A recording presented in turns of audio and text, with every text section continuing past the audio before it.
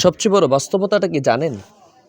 সেটা হলো আমরা যাদেরকে আপন ভাবছি তারা কেউই আমাদের আপন না। আমাদের সবচেয়ে পরম আপন যিনি, তিনি হলেন আমাদের রব, আমাদের পালনকর্তা। আমাদের দীর্ঘ এই দুনিয়ার সফরের পরে আমরা যার সাথে চিরকালের জন্য সাক্ষাৎ করব, তিনি হলেন আমাদের প্রতিপালক। এই আপনজন, এই দুনিয়ার পার্থিব বন্ধুবান্ধব সকলে আমাকে যাই ভাবুক না কেন, আমি যদি আমার রবের কাছে প্রিয় হয়ে যেতে পারি, তাহলে সেটাই হবে আমার সবচেয়ে বড় সফলতা।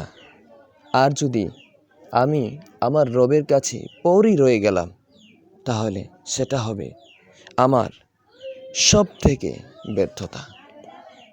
তাই সফল হতে চাইলে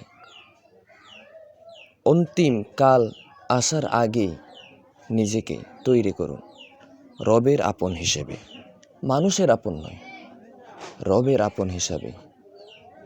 কারণ আপনার বিদায়কালে আপনার এই প্রিয় মানুষগুলো আপনার কাছে থাকবে না, আপনার সাথে থাকবে না, কিন্তু আপনার রব ঠিকই থেকে যাবে।